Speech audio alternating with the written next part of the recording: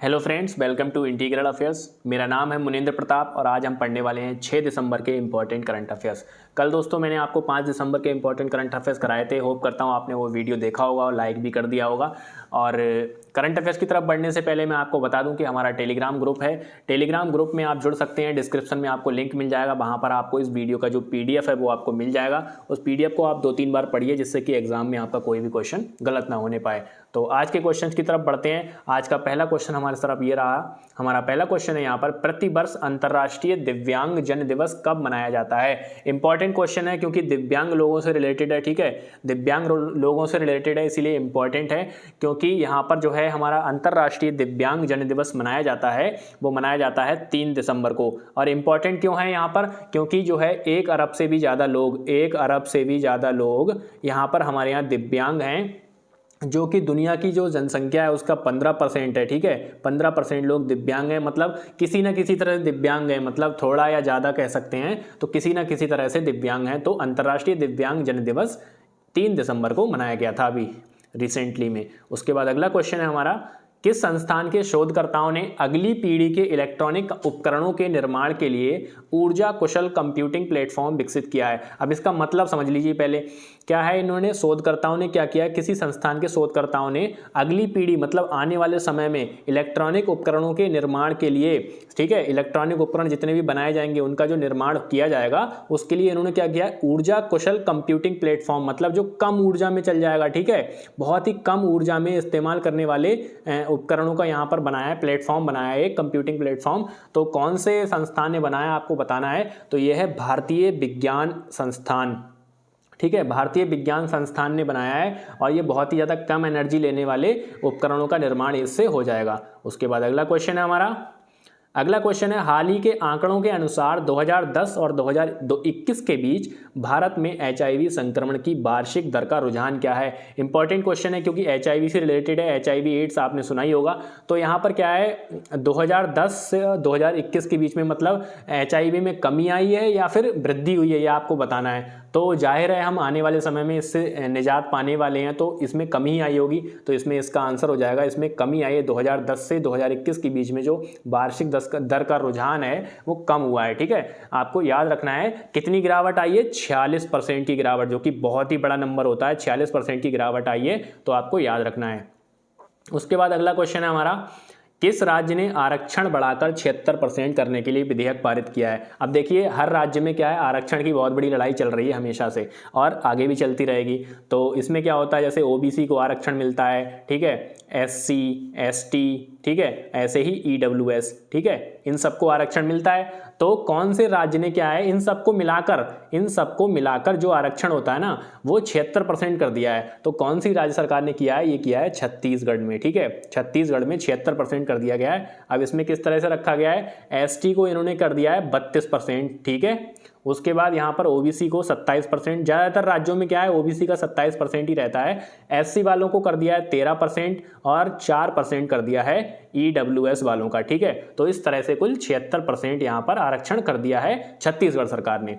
उसके बाद अगला क्वेश्चन है हमारा, किस उच्च न्यायालय ने मंदिरों के अंदर मोबाइल फ़ोन के उपयोग पर प्रतिबंध लगा दिया है। ठीक है, आजकल लोग क्या करते हैं, लोग क्या हम में से ही कोई होते हैं तो क्या करते हैं, वहाँ पर जाते हैं तो फ़ोटो वगैरह ज़्यादा लेते हैं। भगवान के मंदिर में आस्था के लिए कम जाते हैं, फ़ोटो वगैरह के लिए ज़्यादा जाते हैं। वो एक ऐसी जगह होती है जहाँ पर आप शांति ढूंढने जाते हैं, और वहाँ पर भी अगर आप मोबाइल फ़ोन का इस्तेमाल करेंगे तो बाहर में और मंदिर में फ़र्क क्या रह जाएगा। तो बहुत ही अच्छा निर्णय लिया गया है, थोड़ा सा ठीक भी है यहाँ पर। तो कौन से उच्च न्यायालय ने निर्णय लिया है, ये लिया है मद्रास उच्च न्यायालय ने। ठीक है, यहाँ पर मैं बता देता हूँ आपको, मद्रास उच्च न्यायालय ने मंदिरों के अंदर मोबाइल फोन का इस्तेमाल प्रतिबंधित कर दिया है। ठीक है, उसके बाद अगला क्वेश्चन है हमारा, और ये तमिलनाडु में किया गया है। ठीक है, याद रखना है आपको सबसे पहले।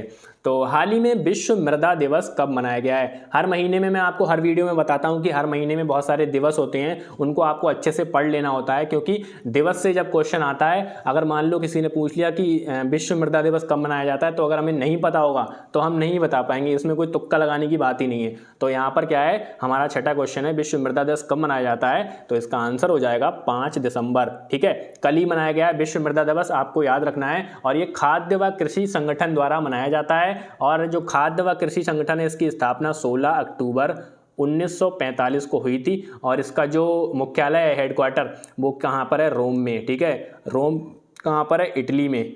इटली में इसका हेडक्वार्टर है। याद रखना है, विश्व मृदा दिवस 5 दिसंबर। उसके बाद अगला क्वेश्चन है हमारा, कौन सी संस्था advance light helicopter ALH MK 3rd squadron 840 SQNCG बनाती है? थोड़ा सा कठिन लैंग्वेज में है, तो यहाँ पर क्या हेलीकॉप्टर है हमारा? Advance light helicopter. लाइट का मतलब हल्का, हल्का वाला हेलीकॉप्टर। तो ये कौन सी संस्था बनाती है? ये बनाती है HAL।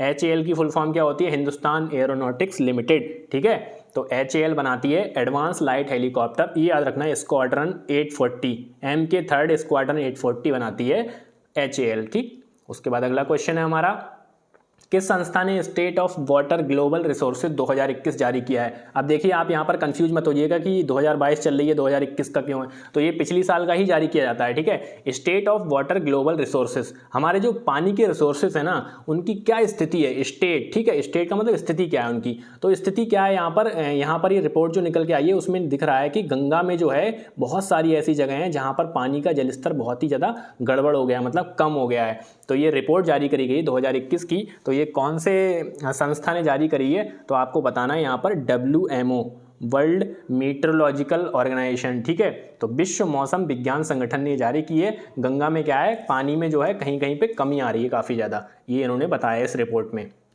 उसके बाद अगला क्वेश्चन है, हाल ही में किस ऑस्कर पुरस्कार विजेता का 76 वर्ष की आयु में निधन हो गया है? इंपॉर्टेंट क्वेश्चन क्यों है? क्योंकि ये ऑस्कर पुरस्कार विजेता थे।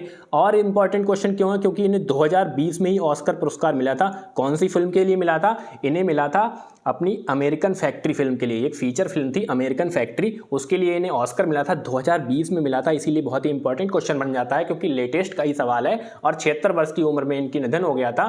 तो ये थी जूलिया रिचर्ड। ठीक है, जूलिया रिचर्ड का निधन हो गया 76 वर्ष की आयु में 2020 में। इनकी अमेरिकन जो है यहाँ पर अमेरिकन फैक्ट्री जो मूवी थी उसके लिए इन्हें ऑस्कर मिला था। उसके बाद अगला क्वेश्चन है हमारा और लास्ट क्वेश्चन है आज का, हाल ही में किस क्रिकेट टीम ने विजय हजारे ट्रॉफी, ठीक है, किस क्रिकेट टीम ने विजय हजारे ट्रॉफी 2022 जीती है? इसमें थोड़ा सा डिटेल में मैं आपको बता देता हूं।